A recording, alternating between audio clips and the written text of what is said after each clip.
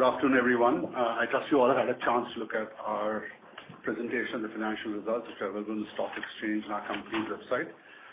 As is customary, I shall open with a quick update on our strategy, the external environment, our end market performance, some operational highlights across our different businesses, and some key corporate actions. I'll finally conclude by discussing our financial performance for the quarter which went by and for the 9 months of FY24 and our focus areas for the remainder of the year. The Indian logistics sector remains a key catalyst for the overall growth story of the country, as our country aspires to meet a GDP of $5 trillion. The quality of our logistics infrastructure and the maturity of our logistics services are a key constituent of both ease of business and by extension of it for Make in India. In the past year, we have seen continuing development and implementation of infrastructure and policy initiatives under the umbrella of Sagar Mala, Gati Shakti, the direct freight corridors, and now the National Logistics Policy. Three key drivers will continue to drive acceleration in the policy area, progress towards more multimodal transportation systems, rapid growth in road surface infrastructure with a higher emphasis on decarbonization and an increase in public digital assets such as ONDC and ULIP. These steps continue to drive enhanced acceleration and position the 3PL logistics industry in a particular favorable manner as improvements in infrastructure enable our customers to outsource at higher levels. In this backdrop, our company's strategic focus has been to enable enterprise customers to make their supply chains more productive by leveraging the power of integration at a process and technology layer. To this end, we have been focused on developing solutions capability, adding new service lines such as freight forwarding, last mile delivery, and B2B express, which span the customer's value chain and leverage technology to drive productivity.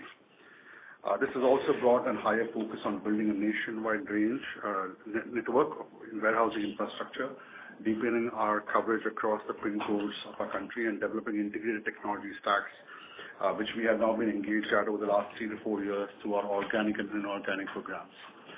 Today, more than 25% of our contract logistics revenues come from solutions, and around 20% comes from new services such as freight forwarding, express, and last mile delivery.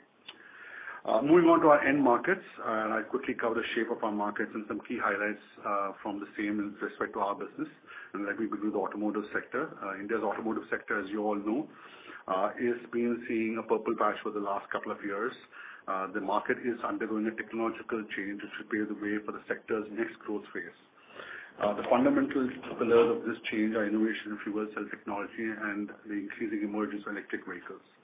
In addition to passenger vehicles, where EV adoption has been well discussed, EV is also increasingly a significant part of the three-wheeler cargo market and have established a strong platform there. Beyond this, these trends in the short term will continue to be focused on ICE technologies, especially in the cargo or the freight segment. The last quarter was marked by the festive season, and we saw an impact of the same in the first half of the quarter with strong wholesales, driving increased demand for services and solutions for logistics as well. Commercial vehicle demand remained moderate through the quarter. Overall, we saw positive traction of volumes in the first half of this quarter, but these were offset by higher than expected no production days in December for multiple reasons such as inventory management, upcoming new model changes, etc. by our OEMs. The farm sector volume showed positive traction with the festive season volume bumping in as expected and the expectations of impending price hikes from January 2024. The consumer durable and FMCG industry is an important constituent of our demand. Government spending and private capital expenditure have continued to drive a positive trend across the overall sector. Unfortunately, the inflationary environment and cost increases have been passed on to our customers have had a negative impact on demand. The fan industry is gradually picking up with a transition towards BLDC and higher star-rated fans, and the whole market will hopefully start seeing greater stability. However, competition across the durable industry remains intense, putting pressure on prices. Q3 FY24, a colder quarter in terms of temperature, witnessed some moderation in offtake, but was higher on a year-on-year basis due to the festive demand. Demand for electronics has been led by mobile phones, wearables, and televisions, while refrigeration as a whole has seen stronger festive demand, followed by washing machines and refrigerators. Similarly, in FMCG as well, there have been some green shoots, but these have been scattered in nature.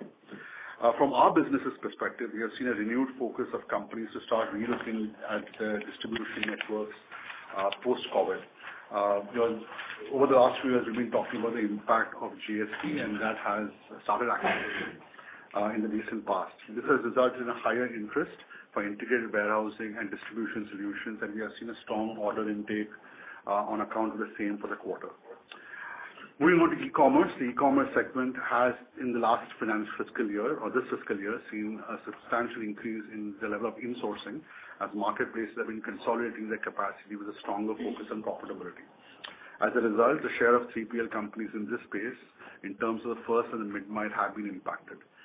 This quarter is traditionally the festive peak season, and we saw a better peak this year than last year. Volume growth was positive, and sequentially, on a Q3 versus Q2 basis, our volumes grew by 21% during the peak period. However, there was a sharp tail off post the peak in most categories other than grocery, which has remained robust through the period. From our perspective, several contracts which are closed by customers in Q1 and Q2, which we had reported in our last earnings call, were actually decommissioned in Q3, resulting in a higher level of white space in warehousing.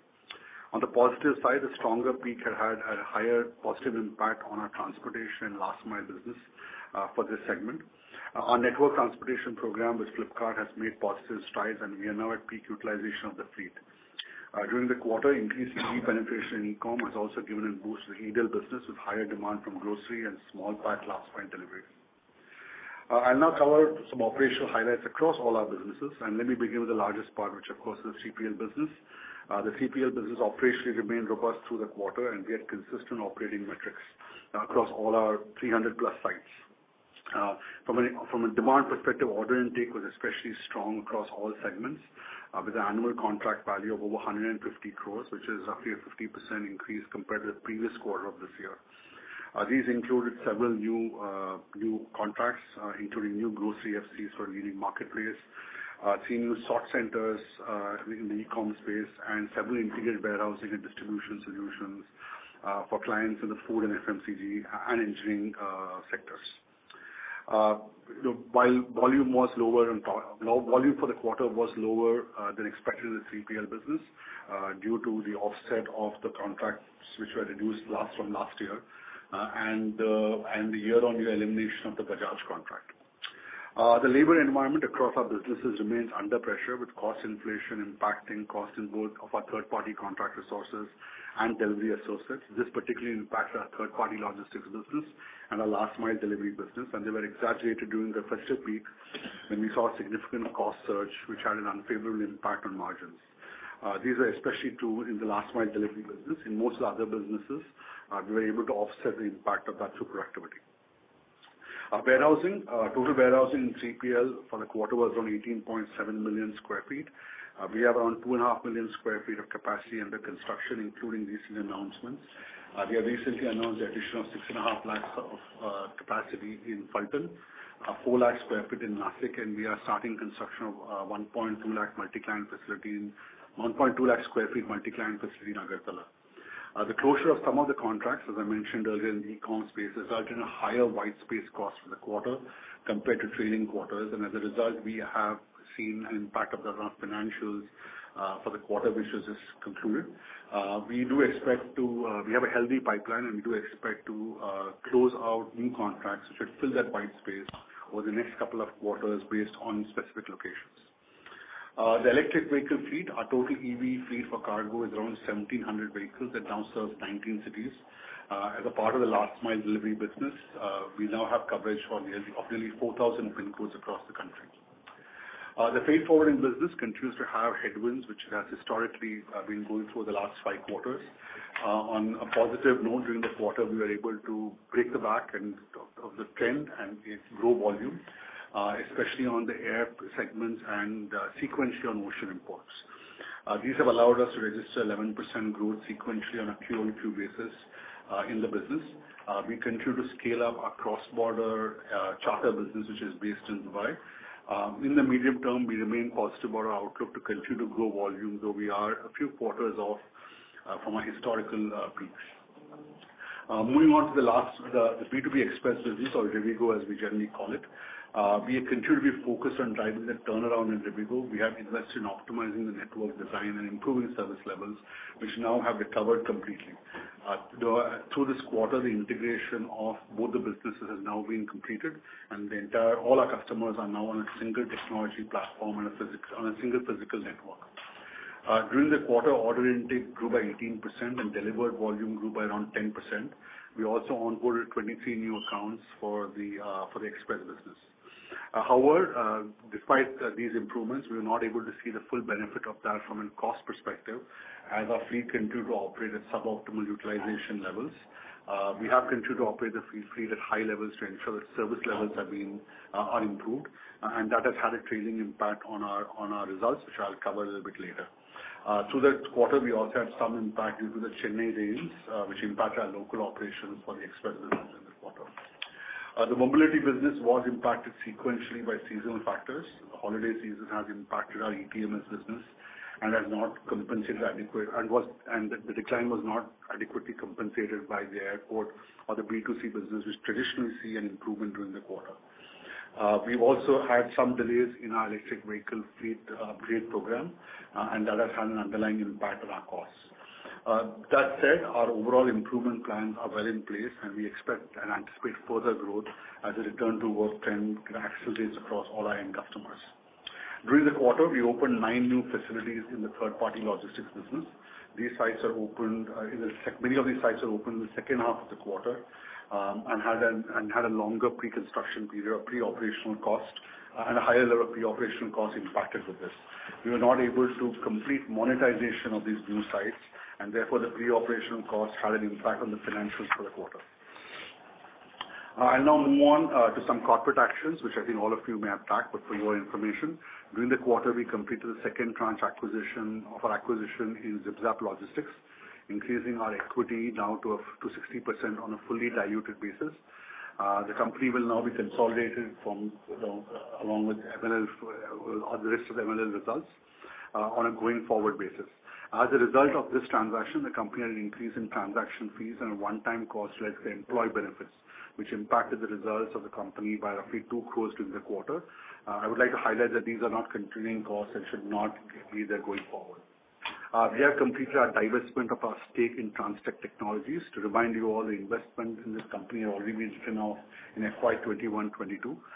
We have since then divested our equity position to approximately 38% to an independent group of investors. As a result of that transaction, we had to reverse a deferred tax asset which was created in 2018, which had to the extent of 1 crore, which is reflected in our Q3 financials and impacted our reported PAT. The board of the company has approved an additional equity investment of rupees 50 crores in MESPL to support operations and growth. This investment will be concluded in the current quarter. Moving on to financial performance, and let me begin with the component performance first before I talk about consolidated performance. Revenue for Q3 FY24 in MLL, or Mahindra Logistics, was 1160 crores as compared to 1139 crores in the corresponding quarter of the previous year. PAT for the quarter was rupees 13 crores as compared to rupees 17 crores for the corresponding quarter last year. Earnings were impacted by multiple operational and one-off issues. Some of these have been highlighted before, but I will repeat them again. Operationally, we had higher startup costs in NPDs in December, higher startup costs, which, as I said earlier, we could not complete and fully bill our customers for that. Those increased startup costs in NPDs have impacted earnings by approximately 3 crores for the quarter. We also had a further seasonal impact of labor costs in the last mile delivery business of MLL. This was by cost of driver associates and vehicles, which especially during October were a significant surge, and these unfavorably impacted earnings by approximately 1.2 crores. Additionally, as I mentioned earlier, we had the reversal for a deferred tax asset created for Transtech in 2018, which amounted to rupees 1 crore. Barring these one-offs and specific events, our underlying performance in the business was stable. We expect most of these costs to not be continuing in the fourth quarter onwards. Logistics Freight revenue for Q3 FY24 was rupees 55 crores as compared to rupees 78 crores for the same quarter last year, a decline of 24% on a year-on-year basis. PAT for the quarter was rupees 0.44 crores as compared to 1.8 crores, which was impacted positively by some one-time gains as well. On a positive side, as I mentioned earlier, sequentially revenues are up 10%, and our margins remain in moderation through the quarter. We remain positive about the long-term value of an opportunity around the business. As I said, we have seen volume growth in air imports and exports as well as ocean imports, and we hope to see stronger volume growth in the coming quarters in this business. The express business, or Rivigo, Q3 FY24 revenue was rupees 96 crores, up 5% YOY and up 10% sequentially. Overall gross margin improved by 2 crores in the quarter. While overall gross margin was still minus 14% for the quarter, we did see an improvement in the quarter, and our PAT loss is reduced to rupees 34 crores in Q3 FY24. We remain focused on driving improvements in the business, and we'll talk about the levers for those improvements in later sections. Mobility revenue for Q3 FY24 was rupees 84 crores as compared to rupees 65 crores in the corresponding quarter last year, and PAT for the quarter stood at 37 lakhs. Wizard or Zip-Zap Logistics revenue for Q3 FY24 was rupees 35 crores as compared to rupees 31 crores in Q3 FY23, and the PAT loss for the quarter was rupees 2 crores as compared to rupees 1.5 crores for the corresponding quarter of last year. As I mentioned earlier, that 2 crores of losses included the one-time charges of rupees 2.2 crores. Excluding those, the business actually was break-even or actually was profitable. The 2x2 logistics business continues to see an improvement in its operating returns. For the quarter, the division made a profit of rupees 74 lakhs as compared to a loss of 65 lakhs for the same quarter last year. Our entire fleet now is almost completely operational, and we are in the process of augmenting the fleet in the coming quarter. Moving on to the consolidated financial performance of Q3 FY24. Q3 revenue for the quarter increased by 5% on a year-on-year basis to 1,397 crores. Revenue from the warehousing segment for the quarter warehousing segment, solution segment, stood at rupees 276 crores for the quarter, up 8% from the same time last year. Supply chain management, including third-party logistics, freight forwarding, last mile delivery, and B2B express, contributed 94% of the overall revenue, and the mobility business contributed 6% of our overall revenue for the quarter. Gross margin on a fully diluted basis stood at 9% in Q3 FY24 compared to 10% for the same period last year. Gross margin without the impact of the MESPL business was at 10.7%, an improvement of 70 basis points on a like-to-like basis. EBITDA for the quarter stood at rupees 52 crores, down 17%, largely due to the consolidation impact of the express business. Excluding the impact of the express business, EBITDA was down 6%. Our consolidated PAT for the quarter stood at minus 17.1 crores. From a cash and receivables perspective, the company continues to trend positively with no substantive change on that as we continue to focus on working capital management. With this, I'll now open up the floor for questions. Thank you very much. We will now begin the question and answer session. Anyone who wishes to ask questions may press star and 1 on their touchtone telephone. If you wish to remove yourself from the question queue, you may press star and 2. Participants are requested to use handsets while asking questions. Ladies and gentlemen, we will wait for a moment while the question queue assembles.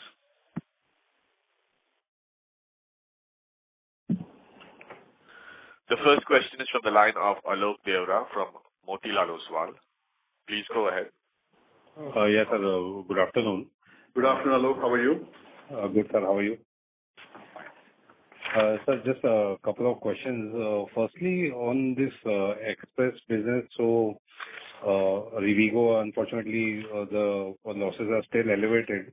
So how are we looking at this now? Because even at the industry level, the volumes in the express side has been kind of muted, and I think that's what also reflected in our numbers as well.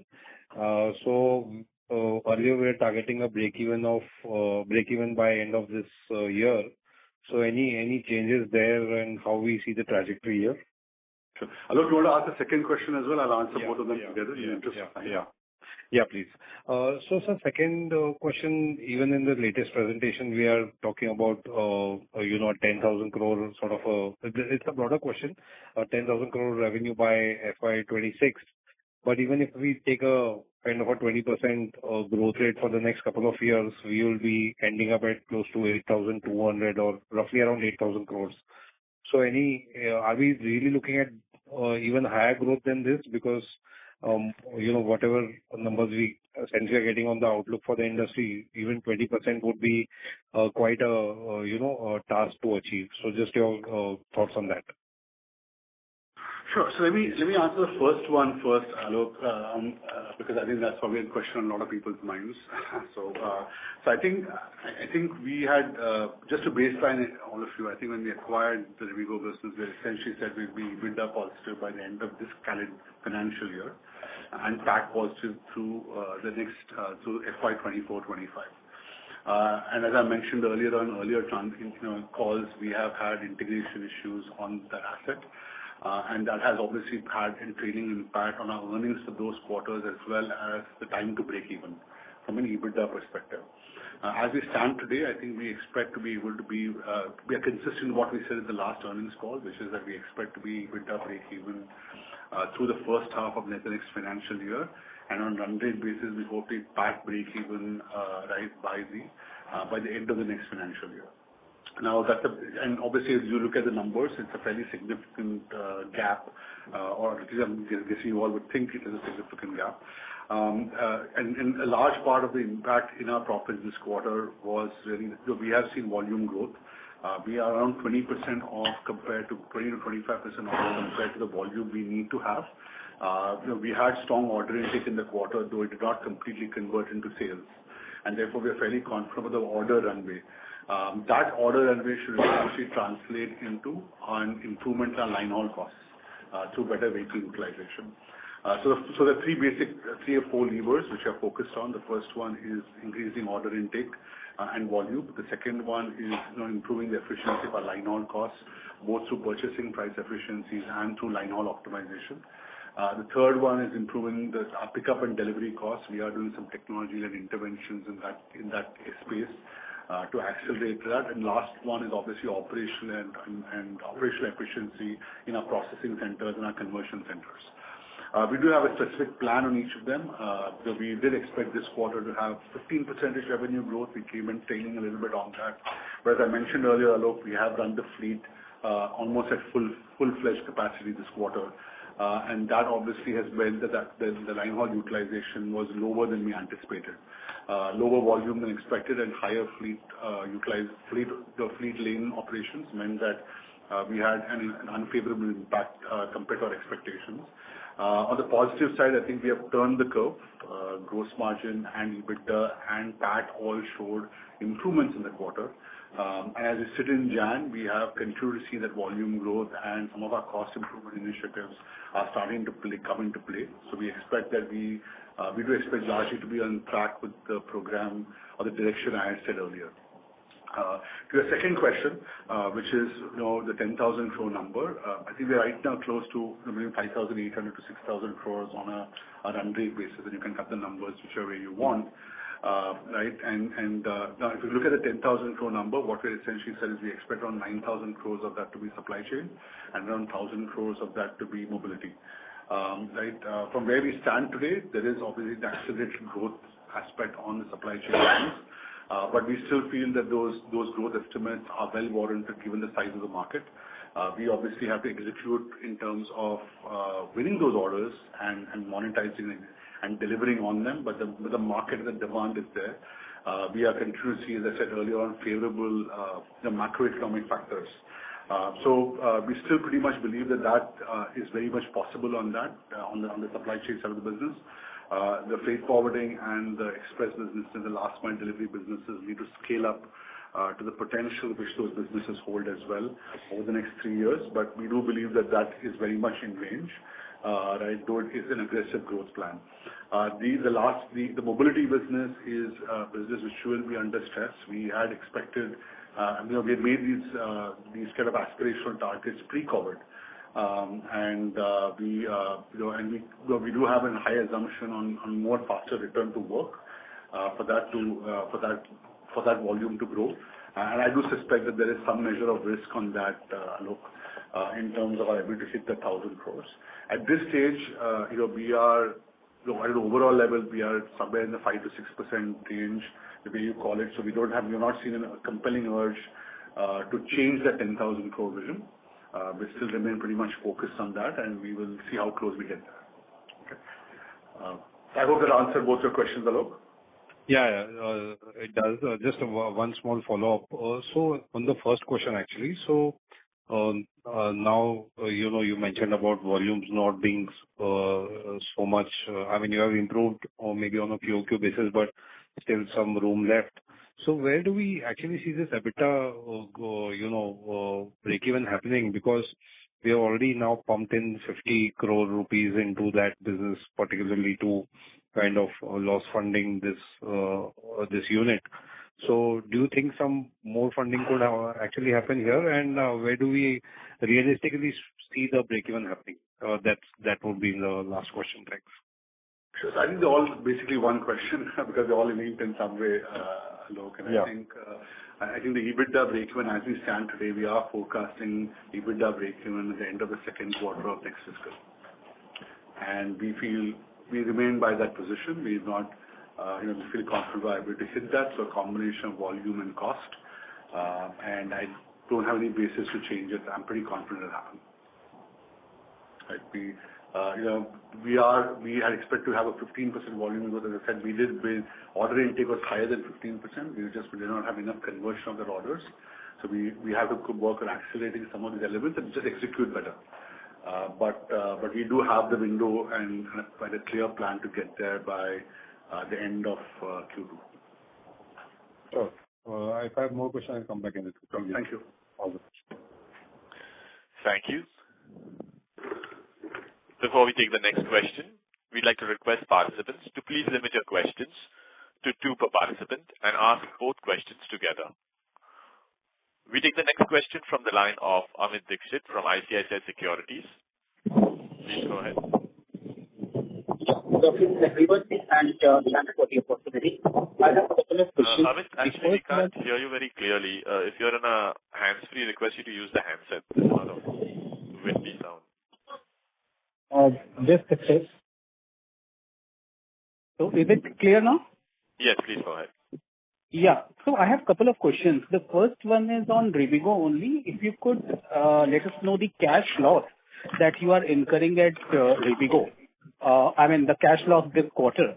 And also, a little bit extension on Alok's question again, that 50 crores funding we have done, but you indicated that, 64 crores was kind of PAT loss that we made at Rivigo. So just wondering, because the EBITDA break-even is expected in H1, FY25, PAT break-even maybe by end of FY25. So where are we going with this? Can we expect more tranches of funding? That is the first question. The second one, essentially, if you could just, highlight the volume growth in 3PL business, X of Bajaj effect. So these are my 2 questions, sir. So thanks, Amit. I'll go to the Rivigo one first because it's a continuation of Alok's question. So EBITDA losses for the quarter were 22.7 crores, right? So EBITDA was 22.4. Yeah, 22.4 crores of EBITDA losses for the quarter, right? Just as a data point. And to your question about the funding obviously partially is to support the burn rate. We don't expect this burn rate to be at the same level which was in Q3. We expect obviously an improvement in Q4, and Q1 and Q2 to get to that EBITDA break-even. While I'm not in a position to give specific estimates with you, as I said, the EBITDA losses are 22.4 crores for the quarter, and we expect, and the funding of 50 crores which we are doing right now is to support both the working capital increases in the business, and obviously to support some level of burn. We do believe that we, at this point, do not plan any additional investments. The board of the company has reviewed our estimates, and we expect that this should be adequate, right, in the near term or the midterm for the business till we get into a larger growth phase in the company. Okay. In terms of the other question, which was on growth. Yeah, the growth numbers of Bajaj, the third-party logistics business grew at 5%, excluding the Bajaj shutdown, and the growth was around 9%. Exclude some of the e-commerce consolidation, like shutdowns we had, growth was around 13%. On the revenue. Yeah. So just a clarification, when you say that the EBITDA level loss was 22.4 crores, is it same as cash loss, or cash loss would be little bit higher? It will be a little bit higher, Amit, and if you can contact us separately, we'll give you that number. Yeah, sure. No problem. Okay. Thanks, and all the best. Right to our investor relations team will give you a specific number. Yeah. I'll do that separately. No problem. Thank you. Thank you very much. Thank you. The next question is from Aditya Mongia from Kotak Securities. Please go ahead. Hi, Aditya. Hi, Raman. Thanks for the opportunity. I'll just go ahead with my questions. As in your opening remarks, you were suggesting something to the extent of a meaningful increase in order inflows for the standalone business, and similar kind of thought process even for the B2B express business. I wanted to get a sense of, on a 9M basis, how do numbers compare? And this surge in order inflows, is it more of a market phenomenon, and should we expect similar margins that you have otherwise been earning to continue, or has there been a rejig on pricing from your side? So I think rejig on pricing, I can tell you, is we're not any rejig on pricing. I'm assuming you meant unfavorable rejig on pricing. So we don't have any unfavorable rejigs on pricing. But so that's something across the business. Let me just clarify that. In terms of more specific detail, I think in the 3PL business, we had order intakes with an annual contract value of approximately 150 crores. That a large part of that was some new customers, right, and some existing customers, putting out new contracts as well. I would say a lot of that is it's a combination of two things. There's some amount of network expansion, clients actually launching new businesses on new locations.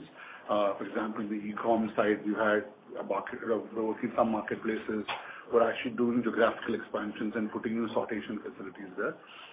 In some other cases, it's really been rebid of contracts, which we have now, which we didn't have earlier. In the rebid, we are winning the contracts. Right. So it's a combination of different things.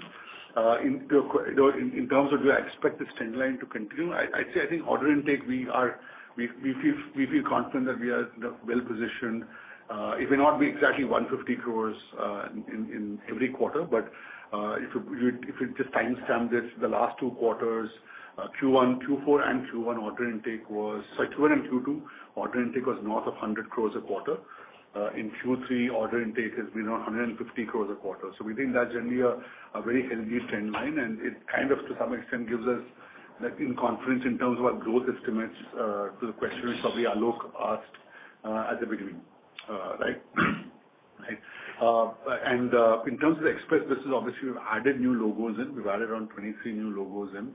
I won't get into specifics how much of business is contracted with them, but we do think that, as I said, overall order intake grew around 18% for the quarter, 16 to 18% for the quarter. We're not able to monetize all of that because it comes in different months and there's a conversion process to get the orders in. But we should be able to see the trading impact of that in the coming periods as well. Right. So let me stop there and see if from a margin profile perspective, therefore, I would just say it's not going to get worse. Because I think your question, Aditya, was linked to pricing and the impact lower pricing might have on margins. And we've really kept our prices at the same level, including in the express business, where our yields remain pretty much unchanged when you adjust it for segments. Understood. And just a second question. See, it's been the second or third quarter wherein the company has been talking about certain kind of businesses that are moving out. I think this is the first time in the press release that you've seen, but you kind of mentioned this issue kind of cropping up for the past 2-3 quarters. Yeah. Are we behind this phase, and should we be assuming that that's broadly a done exercise, or do you think it's in the midst of some kind of course correction from a customer perspective? Actually, Aditya, I think we are actually by and large done with that phase at the end of last quarter. So if you remember what I said at the end of last quarter, I actually said this, that we're kind of pretty much done with it. It's just that customers don't, we agree with customers on a closure of a contract, and then it typically does not close overnight. The contract's run for a period of time. So what we've seen in Q3 is just the trailing impact of the closures that are in Q1 and Q2. In Q3 there was no meaningful closure of it. Right? From an agreement termination or agreement closure perspective, sites which we had agreed to close in Q1 and Q2 did go down in Q3, and that's kind of the impact you're seeing. I don't expect anything going forward on that. The challenge, of course, for us is it's created white space, which we have been trying to get filled. But on a going forward basis, we've actually not. In fact, for the quarter, as I said, despite some of those reductions which have happened through the last 2 quarters and Q3 as well, we've still in the 3PL business shown year-on-year growth in revenue. Understood. And just a last clarification, not a question, but when you give gross margins per square feet for the warehousing business, is the rental cost included inside this number, or is it something taken below gross margins? Well, it's conforms to Ind AS 116, Aditya. Let me just say that, because not all our contracts basically, some of the contracts as per Ind AS 116 would go into the right to use asset line, and some of our contracts, which are less than 1 year, tend to go above the RTU line. So it's hard for me to give an exact number. If you contact us, we can tell you what is the number, a particular range of numbers sans rentals. Right? But as you know, the rental accounting on Ind AS is not just a change in line. It's not a line adjustment alone. We do knock rentals off, and the rental we knock off is not necessarily the adjustment on the Ind AS 116 line. On the RTU line. So that's one factor. The second part is several of our contracts do not qualify for the restatement as per Ind AS. Right? So that's why we actually try to give you a trend line on the gross margin or the yield per square feet. We added that, I think, partially on request of some of the analysts, so we kind of called it out. So let me stop there and see if that helped you or you want some more detail. No, really, the only issue is that if we divide it to numbers of revenue per square feet and gross margins and come to a gross margin percentage, warehousing, even though kind of rentals is kind of below in some cases, warehousing is still comparable in margins to the entire contract logistics business at about 12% or so. Okay, so one would have thought through that warehousing is probably a higher margin business, but it seems as if it's kind of lower if we adjust for rentals that are below. So just thought I'll kind of pick your brains. No, it's a fair point. Let me just come back to you on this. Let me just come back to you. I think, however, it's a good question, and I think it's a fair point. Let me just, we'll get you an answer back on a clarification. Sure. Thanks. Those are my questions, sir. Thanks for your response. Thank you. Thank you. The next question is from the line of Abhishek from Dolat Capital. Please go ahead.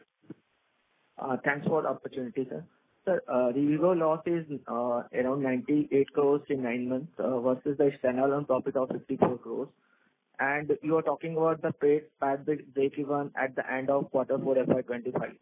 So there will be another PAT loss of around 45 to 50 crores in FY25.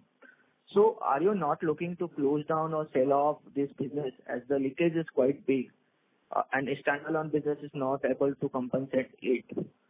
So do you have any such plans? Hi, Abhishek. It's an interesting question. I think that there are 2 different lenses here. One obviously is the short-term impact which you raised, Abhishek, and I want to completely confirm with the estimates, right? Because they assume that the run rate will continue for 2 more quarters and suddenly become 0, which is not the way it will happen. There's an underlying improvement curve. And therefore it's not going to be the 45 crore number which you could have referred. But that doesn't take away a broader question, I think, saying that when the investment and its carry on the rest of the results is quite significant, and does it require us to relook it as part of the portfolio? And I'll give you our position on it right now. The board and I obviously review the businesses and the portfolio at a periodic basis across the entire company. But as far as this specific business is concerned, I think when we acquired the company, we grew most of our investments on a 7-year business plan, and we acquired this business assuming knowing very well there would be a burn for a period of time.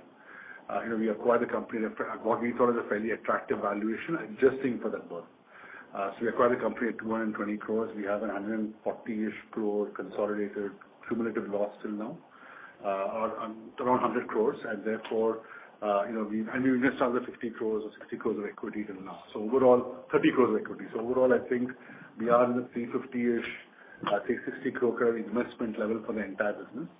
And when we look at the valuations, we still feel that when we look at the business case, we still think the business case on a standalone basis actually remains quite attractive. The part truckload business is an interesting long-term bet. We think the business has a high growth potential on a standalone basis, and we should, with profitability, with improvement and expansion of the network, get to more comparable margins to the rest of the industry, which, as you know, are better than the conventional 3PL margins.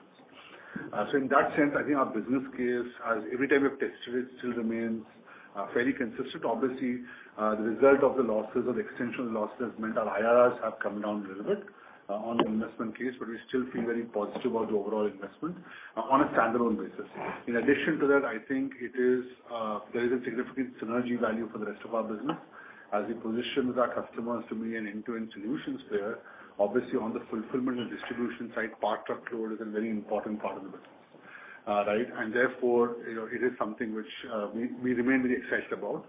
Obviously, given that it's an asset-light structure, you are seeing most of the cost of it in the P&L, as opposed to being in the balance sheet. If we went and but typically any business does require an investment curve to actually be funded till it reaches peak levels of utilization and optimization. So it's still very much in line, though obviously delayed in terms of the broader business plan.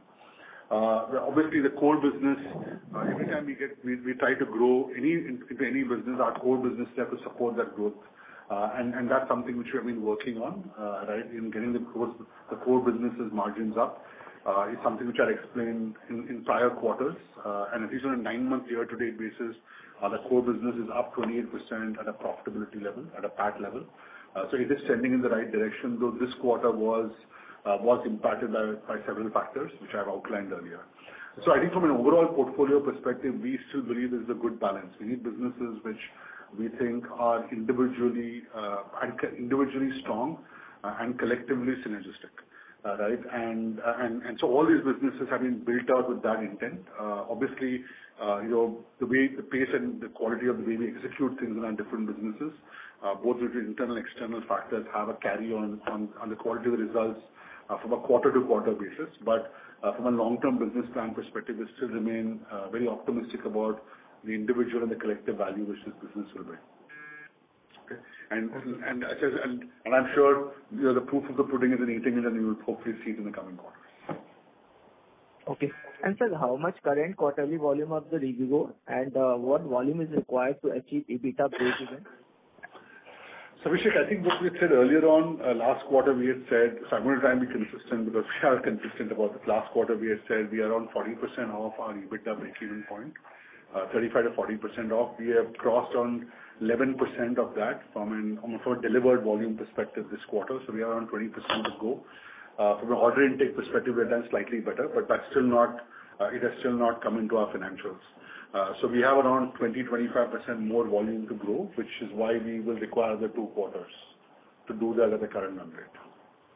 And how you will get this much of volume, either of the network expansion or increase in volume from the existing network? It's a combination of both. I think through the integration, three levers, Abhishek, again, things which I said earlier, we'll repeat again. And the first one obviously is being able to saw some of our customers drop their share of business to us during the integration because we had some issues. We have been clawing that back, and that's some part of that volume. The second one obviously is just expanding with new accounts. As I mentioned earlier, we have had 23 new accounts in this quarter, and we are trying to grow trading with those accounts. And the third one is cross-selling and synergy with the rest of the MLL business. Obviously, through the third-party logistics business and other components like freight forwarding, we have connections and relationships with a wide set of customers. Almost every customer uses some part of part load business, has some level of part load business. So the cross-selling is the third big lever which will drive that volume. So your Rivigo franchisee model is playing a better role versus your own network. So what are your plans to expand this model? No, I think our franchisees are around 30% of our volume, and that will remain broadly in that balance, Abhishek. The franchisee model is both in yield and line balancing model. We use the franchisees largely. As you know, we have 270 branches, which then serve franchisees across, I would say upmarket, largely upmarket in rural areas.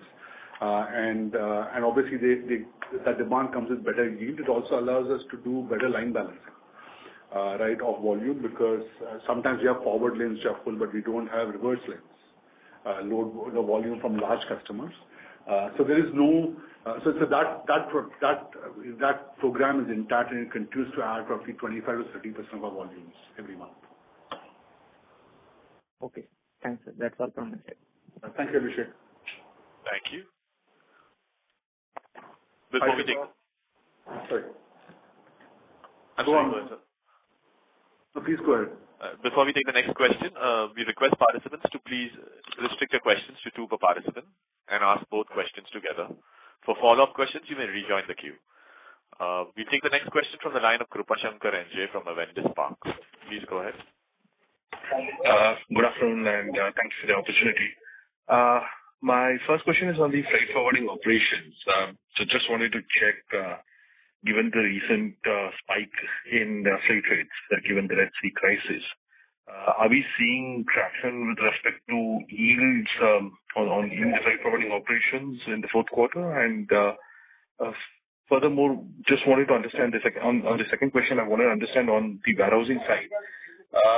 So you did say that around that there are some white spaces because of e-commerce contracts concluding, and we are also planning to add close to about a million plus square feet space. So is it, I mean, just wanted to check, because typically we are adding warehousing space based on the contract ramp up. And does it make sense to add more space at this particular pace what you have set for yourself? And given that the industry is not growing, or rather the adoption is not growing that fast as one would have anticipated earlier. Thanks. So, Kripali, the freight forwarding piece to your question, yes, I think we've not seen too much of that. We didn't see any Red Sea impact, obviously, in December. In January, we have seen an early tail Red Sea impact on some of, obviously, the lanes which go around the Atlantic lanes. And there's been obviously a sharp increase in rates to the extent we can get capacity. Capacity is also contracted quite significantly. And therefore, in the month of January, we have seen an uptick in improvement. I think it's still an open question how long it will stay that way. As you know, this is kind of a force majeure event which has happened. So, basis how geopolitics move in that area, the numbers that increase could tail off pretty quickly. But to your question, we have seen an improvement in January, right? As you can see, in all global freight indexes already reflect that, and our own business is quite consistent with those trends. I think to your second question on warehousing, so we, as I said earlier on, we generally operate around 3%, 3.5% white space, which is around, on a 20 million square feet space, is in our view a reasonably healthy amount to keep, because if everything is sold out, we have nothing to give a new customer, right? Due to these recent shutdowns, Kripa, and we've had these shutdowns over Q2 and Q3, announcements in Q1 and Q2, and shutdowns in Q2 and Q3, that white space has probably gone up to 6 to 7%, right? And therefore, we are in the process of filling up that white space. We have a reasonable pipeline in multiple locations. There are 1 or 2 locations which are stickier than the others, but we are obviously focused on in terms of filling those out. In terms of the new capacity additions we have announced, at least we tend to look at the network in 2 parts. We look at the network in terms of standard gateways or locations, where we think which are consistent and we think have long-term demand trends. So those places like Kolkata and Guwahati, for example, or Chennai or Hyderabad or Bhiwandi, for example, would be parts of those. And in those places, we are building capacity from a long-term perspective, right?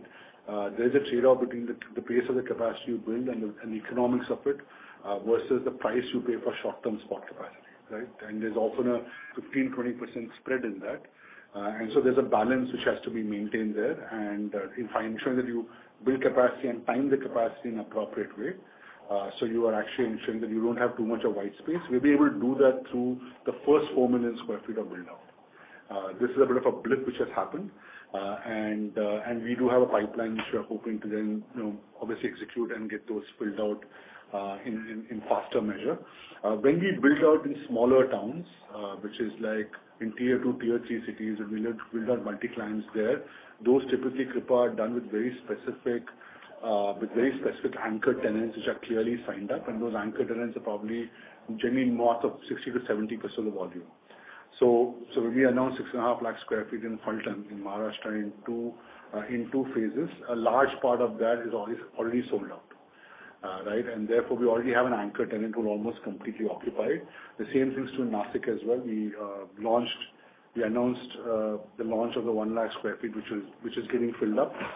It's already been sold, and 3 lakh square feet, which we are building afresh, is also contracted or almost completely. So the idea is when we go to tier 1 cities and large demand clusters, Kripa, we do try to put capacity ahead of demand. We think that makes sense. It gives a significant economic benefit in doing that. But when it comes to tier 2, tier 3 cities, we tend to align the capacity point more towards the anchor tenant who is there. So for example, in Agartala, if you're building 1.2 lakhs, at least 60-70% of that will go to an anchor, and then we'll kind of build around that. And so that's at least in terms of the way we're doing it. So at this stage, we don't have near-term, we don't have near-term risks and exposures, but we do look at it very closely. And over the last 6 months, we have, as you know, we have reduced building out programs unless we have strong anchor tenants, positions in all of them, in terms of the newer infrastructure which is coming. On a related note, and I hope Aditya is still on the call, right, just to clarify, I think, and for review fluid listening to Aditya's question, on page 40 of the deck, which is uploaded on the website, you will find the margins and yields of warehousing, and those numbers are pre-Ind AS numbers. I guess that's what Aditya was referring to, which is the 12% number. There's a footnote below which actually alludes to the fact that the pre-Ind AS number, right? The post-Ind AS number will be obviously larger, and if you contact our investor relations team, you'll get the trued-up numbers. Got it. Thanks, Ram. If I can ask one more question relating to what would be the contribution of Mahindra Group and what would be the auto breakup for this quarter? Yeah, I haven't furnished a more specific number, but I think it's on 49% of our third-party logistics business. So 49% the standalone business. The split roughly is the same, 65-70% on automotive and 30-35% on farm. Okay. Thank you, Ram. Thank you, and all the best. Thank you. The next question is from Alok Deshpande from Nuvama Institutional Equities. Please go ahead. Hi, Alok. Hi. Good afternoon, Ram. 2 questions from my side, both on the express business, one short term and one long term. So Ram, first question, this quarter we did about 96 crores of revenue on express and 22 crores of capital loss. Now, when you are referring to that, you are about 20% odd away from break-even. So I'm guessing it's about 120 crores of quarterly revenue that you are targeting where the break-even can happen. But are we saying that when we go from 95 to 120, there will be absolutely zero escalation in the operating cost? Because that's the only way you can sort of break even at 120 crores, right? So wouldn't the break-even be a little bit more far out than 120 crores? That was the first question. And secondly, longer term, when this business stabilizes, I think maybe 2, 3, 4 years out, what sort of stable state margins that one can look for this business? Because where I'm coming from is by the time this business breaks even, probably cumulatively we would have had net losses of maybe 200-250 crores on top of the acquisition value that we paid. So on a overall sort of capital employed of maybe 450-500 crores, what is the return on capital you should expect maybe 3 years out, 4 years out? Sure. So obviously, Alok, we are hypothesizing a little bit here, but let me give you my best shot at answering that. I think what I've said earlier on still holds. We do believe that between after the 800 crore margin level, 800 crore revenue level, we expect to be at 3 to 4% PAT. Beyond 800 crores, we'll probably see a further expansion in profit after tax levels. So that's an answer to your second question. And I think from where we stand today, we expect to be at 800 crores in the next 3 years or so in terms of revenue uptick. In terms of the first part of your question, I think it is obviously mathematically accurate what you said, that we are expecting around 30 crores. We are expecting around the 15%, 25% growth in volume, which is around 22 crores. And at that level, how is the EBITDA going to get completely wiped out? Does it mean that every cent drops onto EBITDA? So kind of a fair question. But there are obviously puts and takes in that alone. It's not a straightforward thing, right? So because there are inefficiencies in different lanes. So first of all, I think obviously we have a contribution margin around 15 to 16%. We expect that to flow through completely to the bottom line. As I said earlier on, our line haul fleets are operating at fairly low utilization, and therefore it all depends on the demand comes on the right line haul lanes. But for balancing that line haul utilization up to 85-90% is the second big part of that savings. And both of those should not come with significant cost accretion, if you may, right? In the operating environment, and both in pickup and delivery and in terms of the processing centers, we will probably see obviously some level of cost increase in the processing centers if they remain at the current levels of efficiency, but they're also going to be offset by improvements in the pickup and delivery. As the volume goes better, we should be able to optimize both through technology and doing better milk runs and so on, and be able to reduce our PUD costs. So to that extent, I think you're right. We expect it to largely be accretive at a contribution and line haul level. There will be an interplay between pickup, delivery, and processing costs, which should kind of land us in that same range. Obviously, there are some moving parts here, obviously, Alok, but that's kind of the high level 4 big levers in terms of improvement. Sure, understood, Ram. Ram, just one clarification. You said contribution margin of how much? I missed the number. It's on 13. So I'm just checking. It's on 13%. 13%.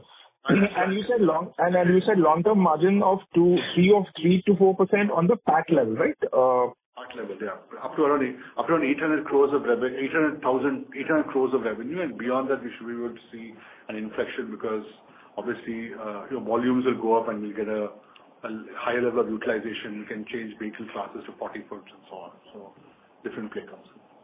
And I think you can see that again, we see the bellwethers in the industry. They are probably who are above probably 6.5, 7 lakh tons. They are probably in that range or even higher in terms of margins. Sure. Thanks a lot, Ram, and all the very best. Very useful. Thanks. Thank you very much. We'll take that as the last question. I would now like to hand the conference back to the management team for closing comments. Thank you all for joining us today. I hope we have been able to satisfactorily answer all your questions. If you have any other further questions, please contact SGA, our investor relations firm, or the office of the CFO, and we will be able to get back to you on specific queries. We have taken some follow-up queries from the call today, and we will reach out directly to those specific individuals and firms to provide them answers. Thank you all once again, and wish you all a good day ahead. Thank you. Thank you very much. On behalf of Mahindra Logistics Limited, that concludes the conference. Thank you for joining us, ladies and gentlemen. You may now disconnect your lines. Yeah.